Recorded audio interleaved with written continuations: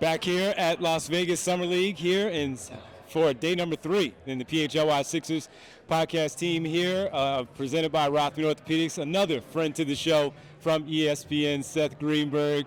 Seth, good to see you, man. Great to be here. The epicenter of basketball right here in Las Vegas. It doesn't get any better. Great basketball so far, and unfortunately we cannot see VJ Edgecomb, but pre-draft, we talked about VJ Edgecomb and different prospects and how they may look with Philadelphia now that he is, in fact, a pick. Played one game in Salt Lake City. What are your thoughts of the match, Philadelphia and VJ Edgecomb? I think he's a perfect fit. I think he fits the identity, the culture, the toughness, the athleticism, the versatility. When I think of VJ, he's a winning player, and he's a guy that's lost in the game, and I think that's really important. And you got to have guys that love the game and love to compete and want to get better and are chasing something. And you only can chase something if you put in the work, and he's willing to do that. So I think Nick is really lucky to have him. I still believe this is Tyrese Maxey's team, despite all the people that added me. I mean, big picture, I think the future of the organization, I think VJ is a perfect complement for him. And you mentioned that when we spoke pre-draft, and how do you see that? Because Scott Drew joined us on the show, and he spoke about VJ playing a lot of on-ball, and he wants to be a little bit more of a facilitator and a point guard, and where we do know that he thrives, Tyrese Maxey, is also off the ball. So that is a pretty good compliment. How do you see that?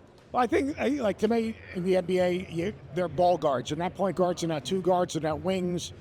You've got to have multi-positional players. You've got to have multiple skill sets. You've got to have versatility offensively and defensively. So, I think that VJ could play with anyone. I think that, obviously, Maxey could play with anyone. Yeah. But when you have two dynamic ball guards that can make plays and score it, it puts so much pressure on your opponent. Now, I just think the more guys you have like that, you saw the finals in the NBA.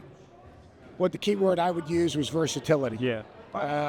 And Indiana especially, you saw their versatility, the depth of the perimeter game of OKC. So, I look at it, he's the type of player that can fit with a lot of different lineups, and I think that's really, really important for the Sixers. Yep. Seth Greenberg joining us here on the PHLY Sixers podcast. And Seth, with the second round pick that the Sixers had, they went with a guy that was in college basketball and, again, a decorated career in Janai Broom.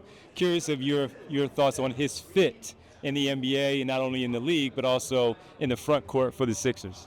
Yeah, I'm a Janai Broom fan, a 5-year guy. Really, really another guy that's skilled. If you watched a lot of Auburn, people is he a high-level athlete? No, but he's a high-level basketball player. He can do a lot of things. He can play in short rolls and pass the ball. He can pick, pop, and shoot a three. He can get in the box and use his basically his rear to create angles and finish. He's a communicator defensively. He's not going to win a sprint, and he's not going to win a long jump. But what is he going to do? He's one of the toughest matchups in all of college basketball last year. Now, people can talk about everything he can't do. I talk about what he can do. He can pass, catch, shoot, high basketball IQ, and the dude wins. And he plays every game. He played hurt. I mean, we were at the game that he had against Tennessee at Auburn, and we're watching. He rolled his ankle really bad prior. We didn't even think he was going to play. He's warming up. He's limping. He ended up with 27 and 14. Right. I mean, he's a guy that's lost in the game. He's lost in get better. He's lost in competing. He has great energy. He's really, really smart. Great teammate. Mm-hmm. I mean, in the second round, that's a steal. Yeah. And last one, throwing it at you, Hunter Salis from Wake. You saw a lot of him as well. And as a two-way player coming in, an opportunity to do some things with the Sixers who can also continue to try to build their backcourt. Some players that can put the ball on the floor, can handle, and can score. He can certainly do that. I think he's got an NBA skill set. He had to play a lot of point guard this year. Played off the ball. They didn't have a dynamic ball handler that they had in the past. So there was a lot on his plate. But at 6'4", he can get to the rim. No problem. Of course. At 6'4", he can get to the rim. He can shoot it. He can play make some. He's got a maturity about him. He's got a little bounce and a little punch to his game. I'm a big Hunter Salis fan. Their team wasn't as good this year. Right. And he was asked to do a lot, and it was probably a little overwhelming. But he could be one of those guys that all of a sudden people say, wait a second, where did he come from? Why is he so good? Right. Why is he in the league 8-10 years? I really believe he will be an NBA player and we have a legitimately long NBA career because he's got maturity, he's got toughness. Those guys that have been around a little longer are more ready.